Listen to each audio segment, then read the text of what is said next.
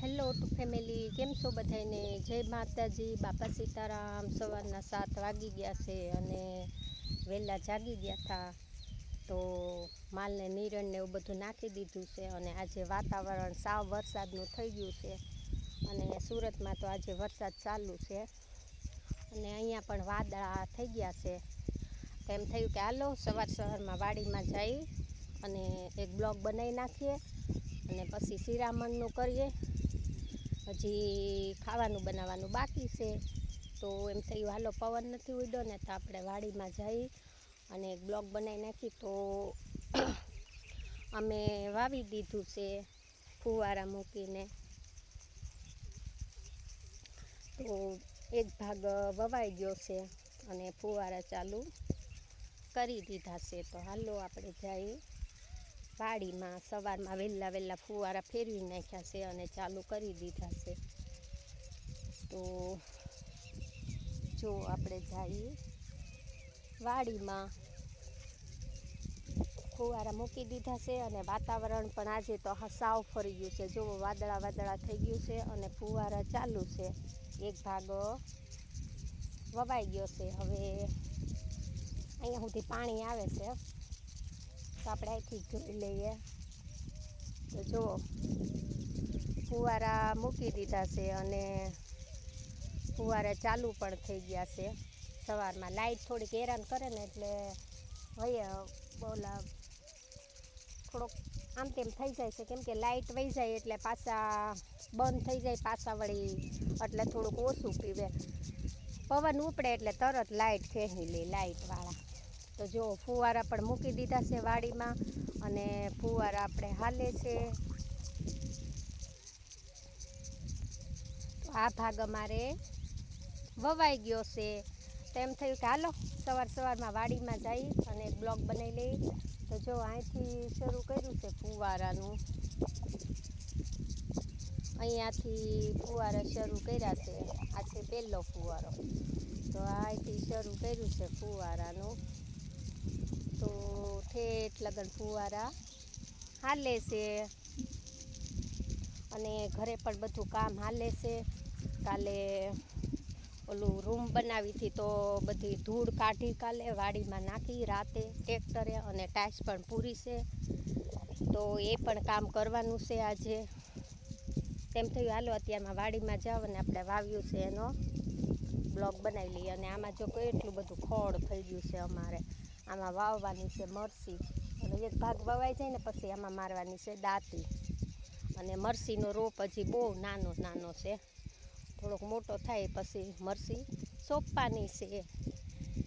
તો વાડીમાં તો મારા કેટલા 3-4 દિવસના ચપ્પલ ઓલ્લા શેઢે પડ્યા છે, હજી લેવા ગઈ નથી. ભલે પડ્યા પછી લઈ આવે. અને અહીંયા પણ આપણે ટાઈસ પૂરવાની છે આજે. અહીંયા જો કટરે મારી દીધું ને પાટે મારી દીધો અને ખેડાઈ પણ ગયું છે. આ ભાગ પણ આપણે વાવવાનો છે. તો એમ થયું કે હાલો સવારમાં એક બ્લોગ બનાવી નાખી. અને અહીંયા બધું કાળ માટું હતું ઘર આગળ, બધું લઈ લીધું છે. તો જો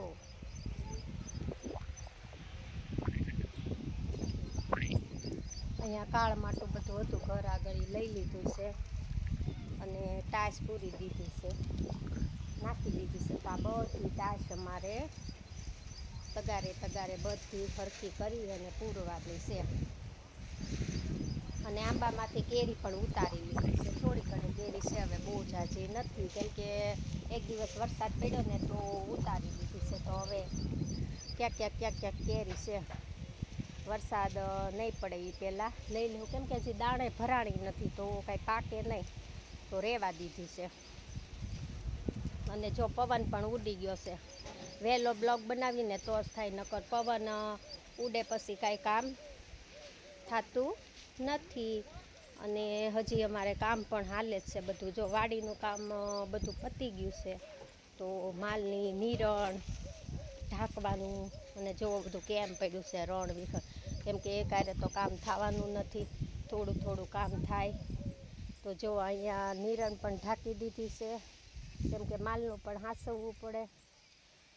અને અહીંયા બધી હજી સાર પડી છે. હવે ધીમે ધીમે કામ થશે. અને સામે જો કેટલી બધી ગાયો બેઠી, નહીં દેખાય, થોડીક આઘી છે, નહીં દેખાય. ત્યાં અમારે ગાયું બેહાડે, ગોવાળિયા. તેમ થયું હાલો સવારમાં એક બ્લોગ બનાવી નાખી.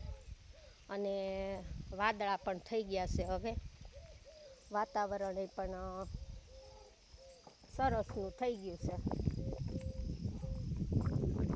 હવે વરસાદની સિઝન ભરાઈ ગઈ એટલે હવે ખેડૂતો બહુ ઉતાવળા થાય. આ નહીં ને ઓલું કામ, આ નહીં ને ઓલું કામ, આ નહીં ને ઓલું કામ. વાડીનું કામ પતી ગયું, ખેડવાનું ને એવું બધું. તો હવે બધા ઢાળિયા હારા કરવાના, બિયારણ હારા કરવાના, એવું બધું હાલશે. જ્યાં સુધી વરસાદ નહીં પડે ને ત્યાં સુધી ખેડૂને કામ ખૂટે જ નહીં.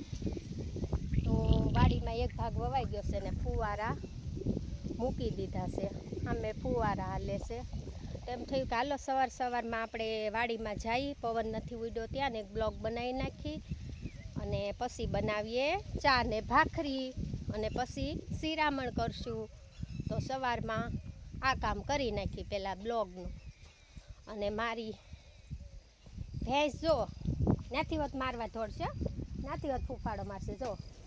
જો એટલી બધી ગોલી છે ને, આ બહાર ઊભીને તો ત્યાંથી હોત ફૂફાડો મારે. હું છે જો આટલી બધી તોફાની છે એ ભેંસ મારી. તો હાલો, વિડીયો ગમે તો લાઈક કોમેન્ટ કરજો. અને બધા આવજો, બધાને જાજા કરીને જય માતાજી, બાપા સીતારામ.